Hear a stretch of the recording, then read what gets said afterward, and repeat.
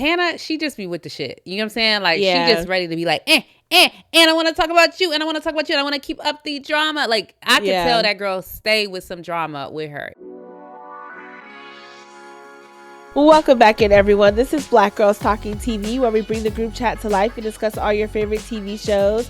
Today is all about Love Island Beyond the Villa. We are discussing episodes 3 and 4. We already have our recap up for the first 2 episodes, so make sure you go check that out on our channel. I am Victoria. I am one of your hosts, and I'm a psychologist. And I'm Kamaria. I am an attorney and a pop culture writer. And before we get into today's recap of Beyond the Villa, episodes 3 and 4, make sure you like, make sure you subscribe, make sure you hit the notification bell and be in the comments. Y'all did a good job last week, okay? We were proud of you. We're back. We are covering the season. Yeah, we're back. Victoria texted me. She's like, well, you know, it seemed like the ladies they let us know they do want us to cover it. But we got a quick one for y'all today because, you know, basically it's more of the same shit. Like, it's more of the same shit. Yeah, like, and I have a lot of the same thoughts. Like, I guess we could start again with this whole Iris, Pepe, TJ thing of it all with a little sprinkle of Charlie and Hannah. Yeah. Now, they said that Pepe lied about TJ engaging in some sexual activities. I think it was with Grayson or something. Mm-hmm. And so it would be interesting if, like, they had a conversation about that. Like, I see how that goes, and it seems like that's coming up. But the way that Hannah is making it seem like Pepe is some type of like predator and like master manipulator is a little odd to me because they did not date that long. Like, you know what I'm saying? And part of the longest part of their relationship was in the villa. And so it's like, was there anything manipulating happening in the villa? It didn't seem like it. Like, everybody was rooting for them. They made it to the finals for a reason. So it's like, yeah, I don't understand. I have no thoughts on all of it except for, like, y'all, Hannah, she just be with the shit. You know what I'm saying? Like, she just ready to be like, and I want to talk about you, and I want to talk about you, and I want to keep up the drama. Like, I could tell that girl stay with some drama with her. You know what I'm saying? Like, that's her life's entertainment. Some people like that vibe. They like to be entertained by drama. And all the crying she doing, like the crying to her boyfriend, like, I don't talk, like, girl, move on. You keep talking about it's 5 days. It's like this show, they need some drama. You know what I'm saying? They need some storylines. And so poor people being forced to relive these things, but they're choosing that. You know what I mean? Like, the only one that I feel like has a real storyline is Bella, and it's like a pity storyline. But we can talk about that a little bit later. But I feel like the rest of this drama is like, and Clark, I guess, and Clark and Taylor, they have a story. But all the rest of this is just little teeny petty drama from the villa or immediately after the villa that has been blown up to, like, girl, all y'all, move on. Be adults. Yeah, no, honestly. And Hannah being like, I don't know why we're bringing this stuff up. And it's like, you are the one that keeps bringing stuff up to a grown-ass man and called him a pussy, even though you was knocking boots with him the first day you met him. Like, let's not forget that, Hannah. Like, he wasn't all of that when you was with him. At this point, somebody had put on threads, and I completely agree. It's starting to feel like Hannah is upset that she wasn't the one picked at the end of the day, because yeah, I have no clue what's going on. But I was like, it only took me these 3-4 episodes. Like, maybe some people saw it in the villa. I ain't see it in the villa. But it only took me these 3-4 episodes to clock Hannah. I'm like, Hannah, your number's up. Your number's up. I no longer laugh. It's not shits and giggles anymore. It's you. Definitely her. And I'm wondering, I am praying for her mental health, because I'm like, girl, what's not going on over there that you just so, like, strung out about a situation that got nothing to do with you? Like, it's like you ruminating about it more and more. Like, the way she came to Iris's defense when Charlie was low-key spitting facts. Like, oh, I know, right? I feel bad for Charlie. Not y'all mad. The man is bringing up it's like your words, not mine. Like, what are we doing here? You know? And she was in a manipulative situation, and if you've never been in a relate, like you trying to hit below the belt about this man not ever being in a relationship. I'm like, he the only one at the table with some sense. Like I just.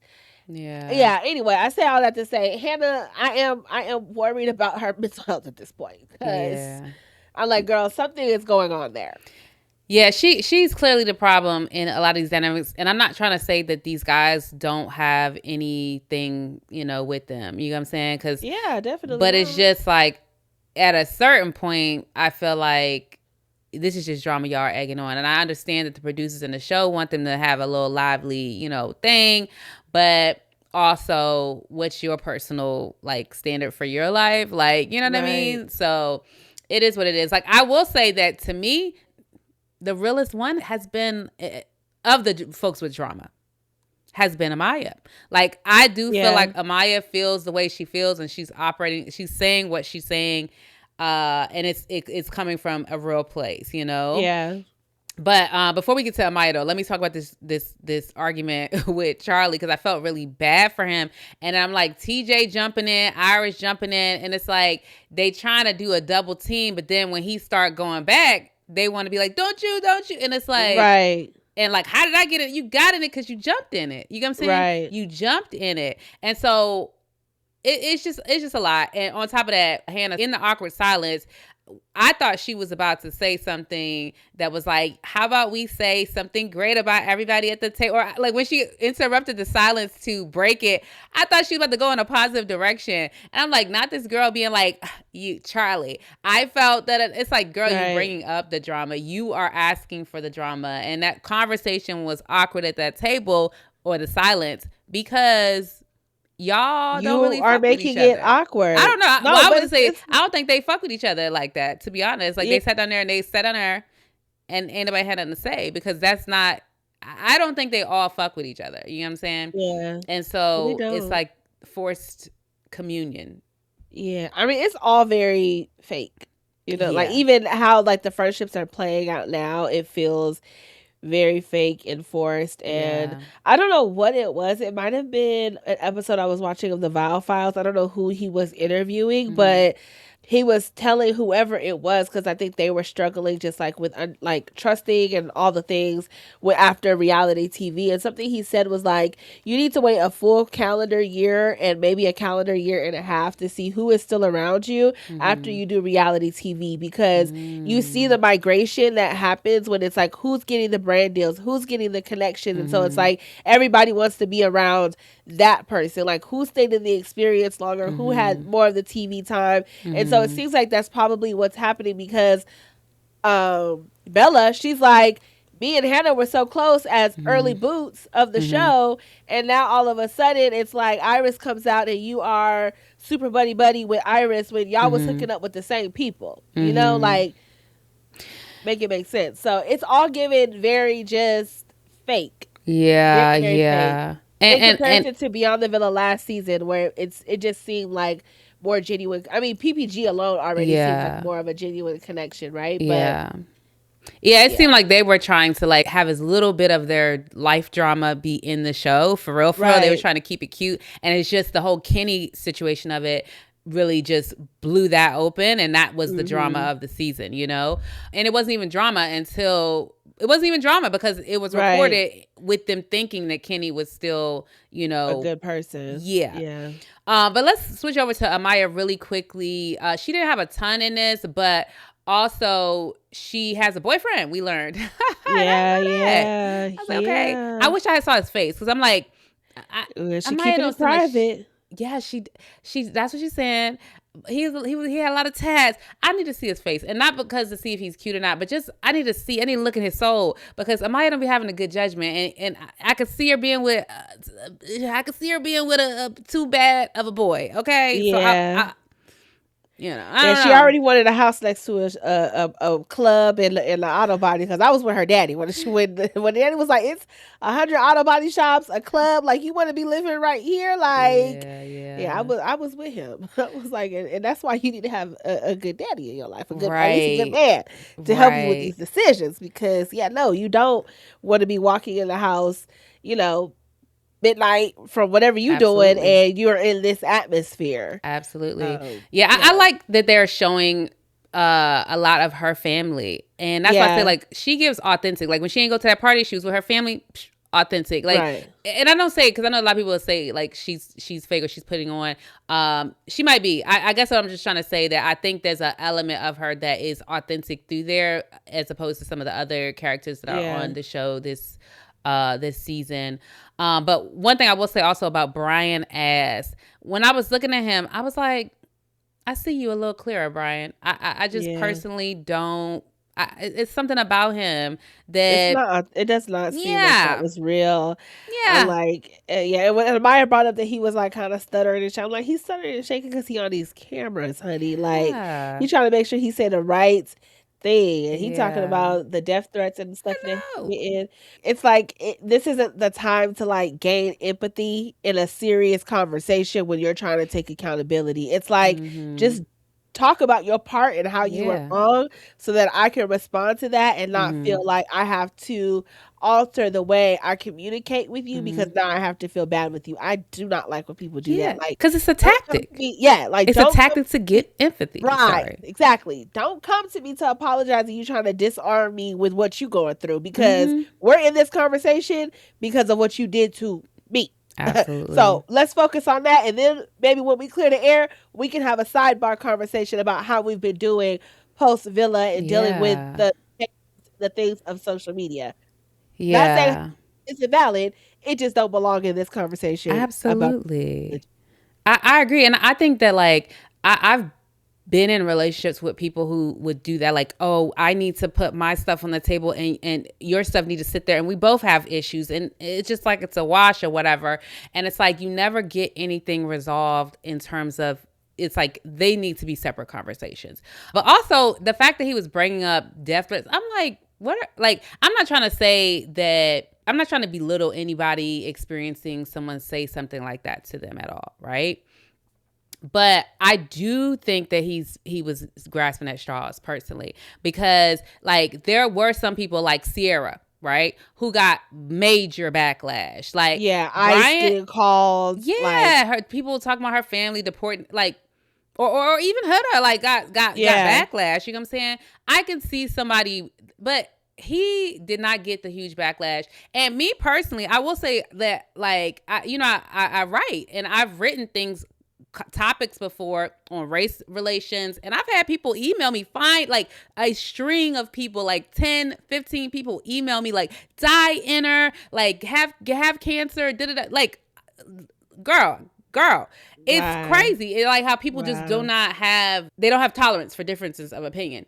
But like, it's not something that I was like, wow. It was like racism is just alive in these streets, and it's like people are crazy. But to be like, oh, this is why I did that, because this, and I was going through that. What you think Amaya was going through too? You know what I mean? So I don't know, that whole thing. I wasn't a fan of it. And I it's something about him. I put him in the category of like, like something ain't right with you, and it's something not genuine when I look in them eyes. Like something not genuine. But anywho, do we want to talk about Bella a little bit? She had a very real kind of moment through all of this. I was like, your storyline on the show with Nick, and how you was being a little, giving him extra chances, and being a little desperate. I don't know. Yeah. It makes sense now because of the way she's talked about people abandoning her and not having, it makes sense. Not having people have her back, her sisters, and so she finds solace with the guys. They are giving her the attention, support, and friendship. Yeah. But not attention like male attention, but like friendship attention, it's and attention. Yeah. It's fueling some sort of value in this space. But to me, it's just like, girl, if they not giving you what you need, it's like, just leave the situation. Because why do you want to keep like searching for and looking for friendship in this space? And already we can see it's not authentic. So it's like, why do you want these relationships anyways? Like, the guys are being authentic because they're not about to do all of the catty, clicky stuff. At least they're not as, I want to say as prone to it, because I feel like they probably are a little they probably have their version of jealousy and things like that when it comes to just opportunities and what's happened for certain people outside of the villa.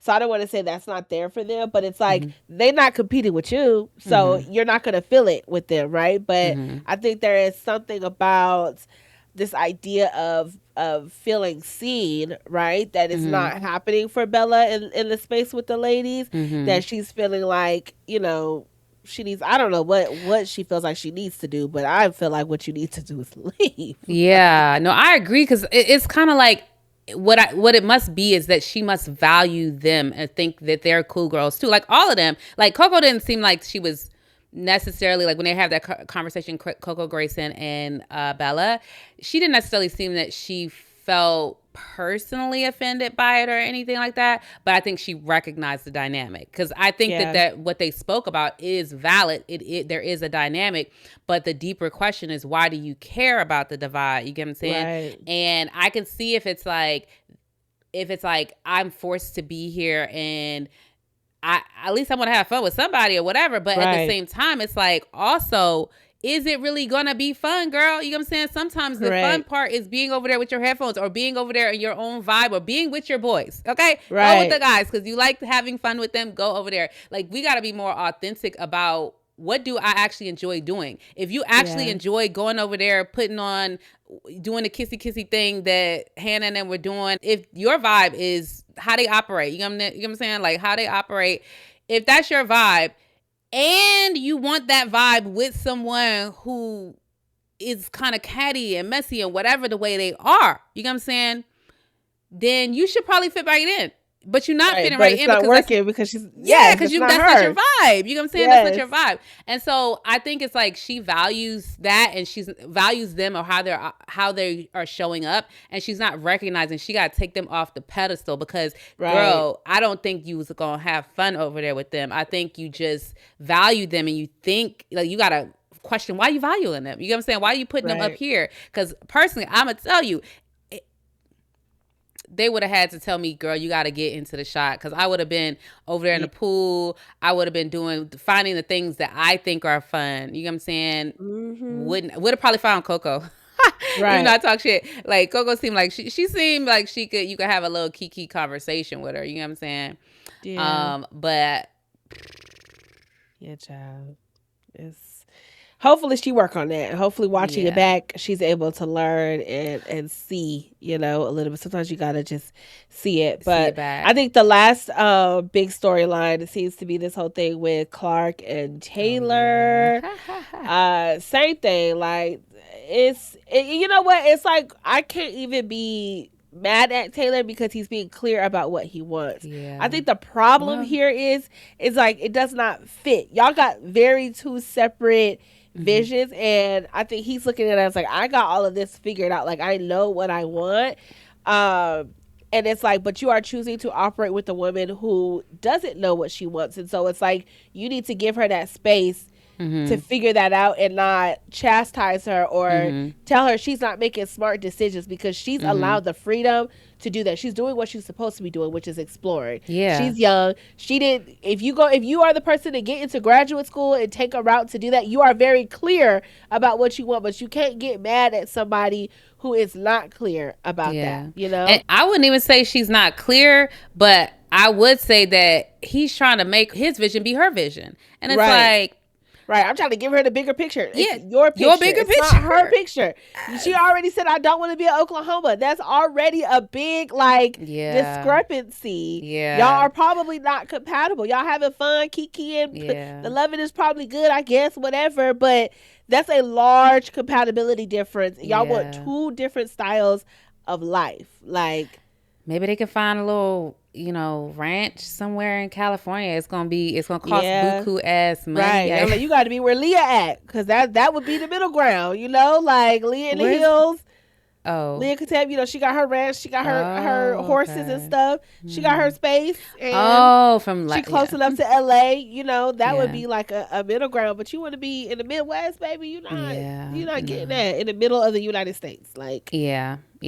And I will say, I don't like the way he I don't want to. It's talking down to her, or it's like yeah, it's definitely, talking definitely, like snappy with her. Not snappy, but like what am I trying to say? It's not yeah, energy. It's not loving energy. It's energy of right, like What you yeah, did you think about that? It's like it's not loving energy, and so I don't like that for her. And that, but it takes me back to like, girl, like when you got him, there were signs. There were yeah, signs, but it is what it is. yeah, yep.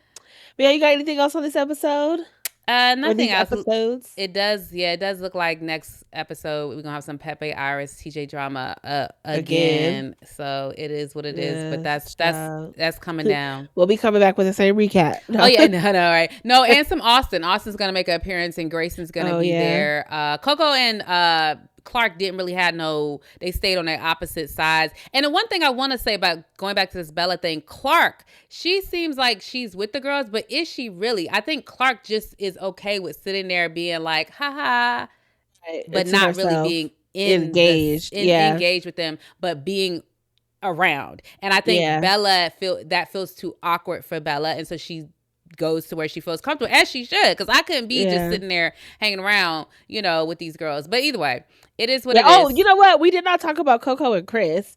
They Oh seem to yeah, be. yeah. I really like the energy that Chris is coming to Coco with. Like, I do. yeah, the slow burn, the when it feels right, I'll do it. Not trying to force Yeah, nothing. Being a yeah, gentleman, being respectful, still showing a lot of like intimacy and affection without it being sexual. I love that. yeah, I'm like, yeah, this is good energy. I like yeah. this. And so you can tell he's that hood shit probably traumatized him. He's like, we got to do this a But little he was trying to go differently. slow with Huda too, and she He was just was. trying to go Yeah, she so was a little fast. cray cray. But Yeah. but do you think that Coco likes him back? Because I'm like, I don't know, girl. I don't know. You ain't showing me Yeah, signs. I I don't don't know. Like know. she's flirty, but that's not always, enough to say, I don't know. Something that. about it is giving me. I'm not sure Yeah, if she likes him back all the way. If yeah. he Guess does we'll it have to for keep her. watching and right, right. Yeah. Yeah. Alrighty, but yeah, that's it for these episodes of Love Island Beyond the Villa. Make sure you hit that subscribe button, follow button, be in the comments, and we will catch y'all for the next drop. Bye. Bye.